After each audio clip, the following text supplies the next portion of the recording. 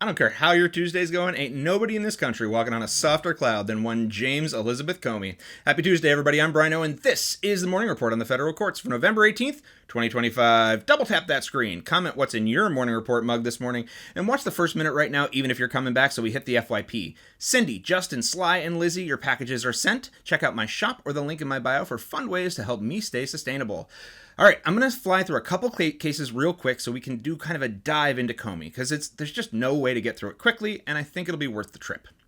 All right, I'm going to start with New York v. Trump. This is going to sound really familiar, like you've heard this story over and over again, but there's one really big note to take away from this. I'll get there in a second.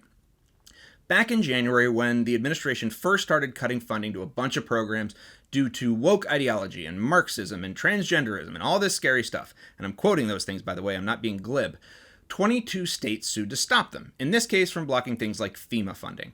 And there was the typical back and forth. TROs, stays, preliminary injunctions. The Supreme Court did not weigh in on this one, but the First Circuit Court distinguished this case from those ones being sent to the Court of Federal Claims because these are direct congressional appropriations to states, not contracts or grants by any means. And back in April, one of the motions was appealed. Today, it will finally be heard by the First Circuit Court of Appeals. The takeaway I wanted you guys to get is that when people keep talking about how the Supreme Court has just let the administration get away with anything they want, and I keep saying nothing has really happened yet, this is what I'm talking about. We are finally getting something to happen. A substantive question is finally making it to a court. This is just how long it takes. So I wanted you to have that timing in your head. Sometimes things take from April to November to actually make it to court. That's why I was a little bit less worried about some of the things happening over the summer, because I knew there hadn't been enough time for any of the courts to really consider real questions. So that's today in the First Circuit. I will let you know if anything exciting happens.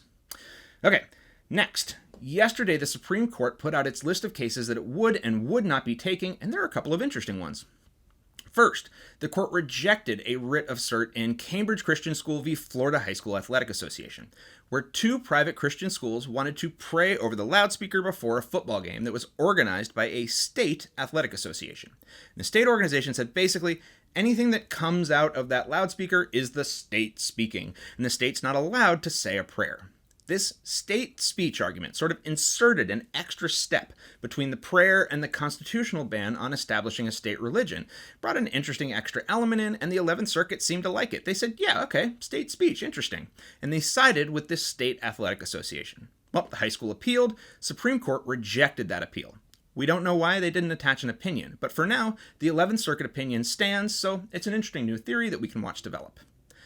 Meanwhile, in Hutson v. U.S., that's Hutson with a T, New Orleans consented in a 2013 case to build a prison with medical space for mental health patients, but is trying to get out of the agreement. New Orleans says that the situation has changed, but it appears that the situation is just different people got elected, if I'm reading this right. I don't know.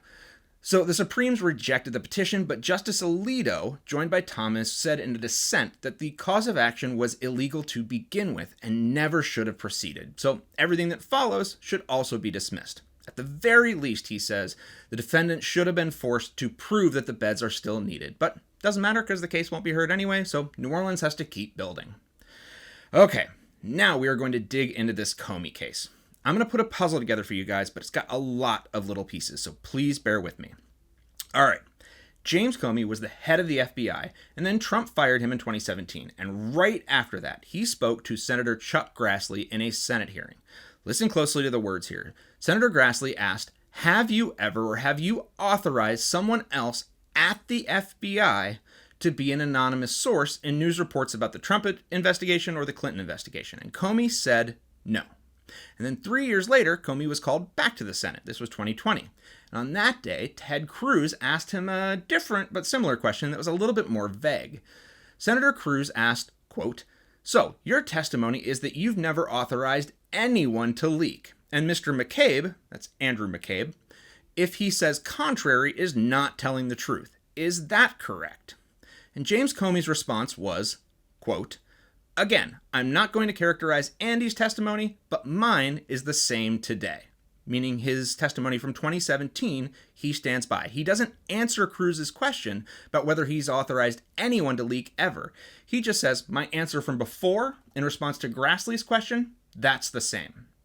Remember, these are all lawyers. They know exactly what they're saying. Cruz, Grassley, Comey, none of these guys are being sloppy, so they're using their words real carefully. Okay, it's all classic lawyery garbage, right?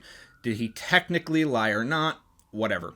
I want you guys to understand that part, but we're going to leave it behind for a minute because there is a side issue in this case that was so complicated they had to appoint a separate judge just to deal with it. And that filing came out yesterday that's so crazy, and it's from this judge. So we're going to talk about this side issue, but it's important to remember what the main issue was. So the reason James Comey didn't directly answer Ted Cruz's question, it seems to me anyway, is that allegedly he did authorize someone to speak to the press, but it wasn't a current FBI employee. It was a friend of his, a Columbia professor named Daniel Richman. He'd worked for the FBI at some point, but I think as like a consultant, and it appears not during the time in question. I'm not sure. Doesn't matter right now. So back in 2020, the FBI investigated this guy, Daniel Richman, on his own for criminal activity related to some sort of leak. They wanted to know if he had stolen classified documents. So they got a search warrant and searched his computer, his work email, his phone, and his iPad from that 2016 to 2017 time period.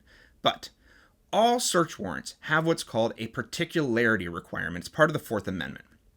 Basically, a warrant has to identify specific crimes and then link any items to be seized in relation to that specific crime. There's not allowed to be any discretion left to the officer. That's the rule. So this warrant was written to search for evidence that Daniel Richman had stolen classified documents and a couple other similar things. But on top of the normal requirements, the judge here added an extra layer of protection. This judge said if you find anything else in this data, it must immediately be sealed. It means locked up forever or destroyed or something. It's gone.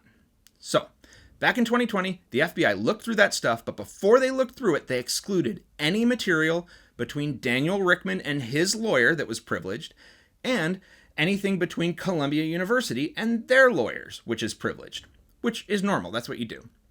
And then they looked through what was left, didn't find anything worth using, so in accordance with the search warrant, everything should have been sealed at the end of that investigation and never seen again. But that's not what happened. Because in 2025, the FBI pulled those computer files back out of storage. And without talking to a court, they just opened them up and searched them for incriminating evidence. Not against Daniel Richman, but against James Comey, who wasn't even listed on the search warrant. And you can't expand your use of evidence gained through a search warrant like that. It's not allowed. It's a huge Fourth Amendment violation. So even under normal circumstances, this would have been a problem, but it gets so much worse, you guys. Because it turns out James Comey and Dan Richman weren't just friends or colleagues. Dan Richman was James Comey's lawyer. So let that sink in for a second. So the FBI has illegally accessed James Comey's attorney's records and then used them in a criminal case against him. And I said earlier that when they were coming after Dan Richman, they cleared attorney-client privilege issues between Richman and his attorney and Columbia and their attorneys. But attorney-client privilege isn't there to protect the attorney. It's there to protect the client. In this case, James Comey. The government never bothered to ask him to search the documents for privilege. In fact, the U.S. government stood up in a hearing on November 5th, just a couple weeks ago, told the judge, well, we cleared these documents for privilege back in 2017 with Dan Richman, and he said it was fine. You can feel the heat rising off the judge's head as she explains in this filing that everybody involved knows perfectly well that a lawyer cannot waive a client's privilege. So, the two key sort of threshold issues that the judge dealt with yesterday are, one, the FBI used privileged material from Comey's attorney that it essentially illegally obtained by pulling it out of another case, and two, that the FBI had violated the original search warrant and with it the Fourth Amendment by ignoring the particularity requirement by searching the documents for criminal activity that wasn't listed in the warrant. But that was just the tip of the iceberg because the judge started to pick apart the actual process used by the prosecutor to get an indictment from the grand jury, and this is where things go really off the rails. So, first, a guy who was identified as FBI agent number 3 was warned by FBI agent number 2 that all of their evidence was tainted by this privilege issue sometime earlier on September 25th or whatever day it was. Despite that, he immediately went ahead and testified to the grand jury like 2 hours later about what he'd seen in the evidence, knowing it was illegal, and he was the only witness. Okay, second, according to the judge, Even though the government argues they didn't present any of the actual evidence from the Richmond warrants to the grand jury, the judge says your entire case relied exclusively on information that you'd illegally gathered from those warrants. There is no other case. Third, a couple people have asked, well, did the evidence at least prove he broke the law? I can't see the evidence presented, it's redacted, but from what I can tell, it's evidence related to what Comey said to Richmond, which makes sense. It was Dan Richmond's emails.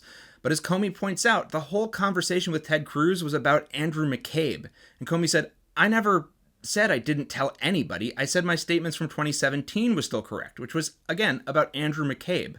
So it's a little bit less of a clear issue, but it definitely wasn't clear evidence. Now, last thing the judge discusses are 3 fatal things the prosecutor did to the grand jury proceeding that, even without the rest of this, would probably be fatal to the case. So first, prosecutor suggested Comey had the burden of proving his innocence at trial. This one's a little obscure, but it's there. Second, the prosecutor suggested that the grand jury didn't have to rely on the record before them to determine probable cause, because they could be assured that the government had more evidence that would be presented at trial. This was just their opener, which also definitely not allowed.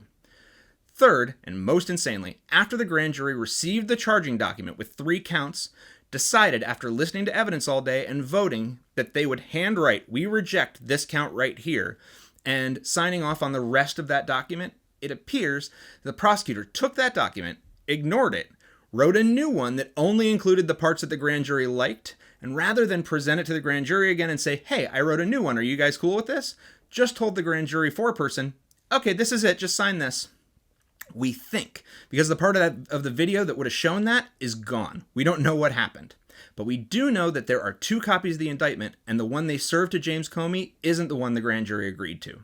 So, this was all just a decision by the second judge about whether or not to turn over the grand jury testimony to James Comey and let him see what happened so he can make arguments based on that. And the judge said yes, based on all of this, quote, disturbing pattern of profound investigative missteps that led an FBI agent and a prosecutor to potentially undermine the integrity of the grand jury proceeding.